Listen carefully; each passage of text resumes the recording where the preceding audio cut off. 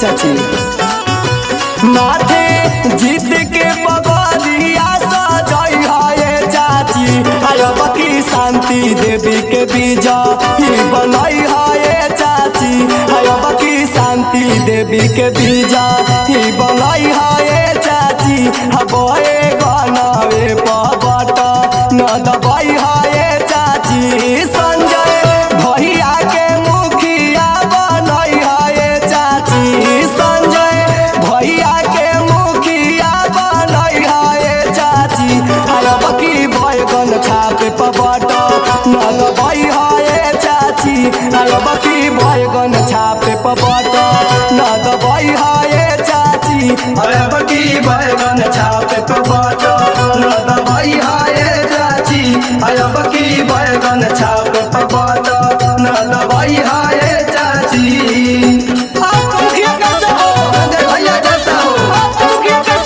संजय भैया जैसा हो बैगन छाप चढ़ेगा बैगन छाप चढ़ेगा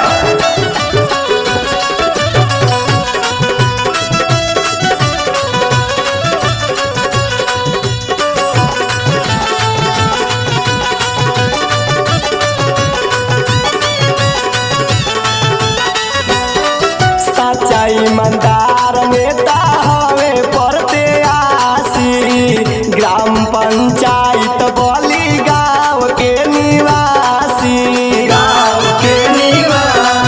हो गाँव के निवासी सच्चाई ईमानदार नेता हवे परते आसी ग्राम पंचायत बली गाँव के निवासी तो चलो रैली में सबके बतई है चाची घरे घरे है बतिया बतई है चाची अब की बैगन छापे पबट न दबई है चाची अब की बैगन छापे पबट न दबई है चाची अब की बैगन छापे पबट न दबई है चाची अब की बैगन छापे पबट न दबई है चाची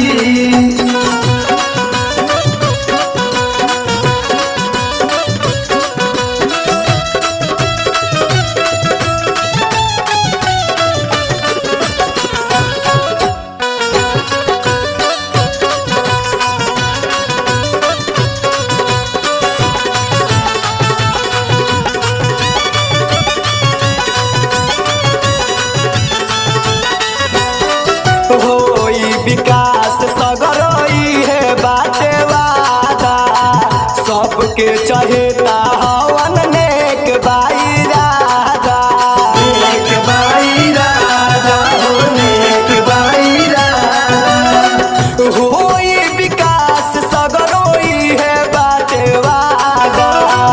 सबके चहेता हवन नेक बाई राजा झंडा विजय के सगर लहराई है चाची झंडा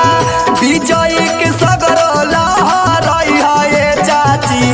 अब की बैगन छापे पबट न दबई है चाची अब की बैगन छापे पबट न दबई है चाची अब की बैगन छापे पबट न दबई है चाची अब की बैगन छापे पबट न दबई है चाची जीतेंगे भाई जीतेंगे संजय भैया जीतेंगे जीतेंगे भाई जीतेंगे संजय भैया जीतेंगे जीतेंगे भाई जीतेंगे गांधी देवी जीतेंगी जीतेंगे भाई जीतेंगे गांधी देवी जीतेंगी क्या बड़े हो चक्कर में हो यही है चक्कर में क्या बड़े हो चक्कर में हो यही है चक्कर में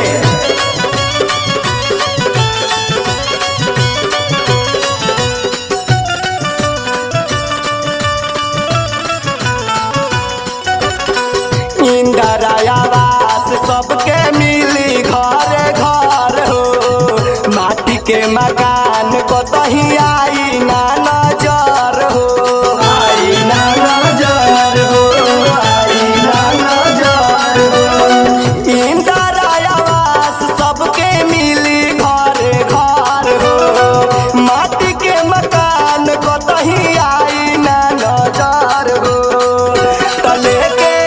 नोट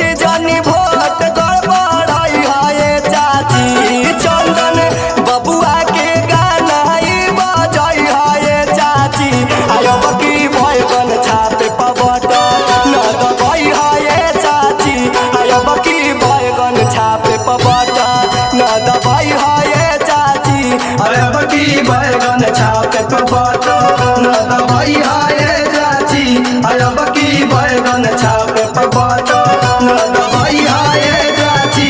अब की बैगन छापे पे बटन दबाई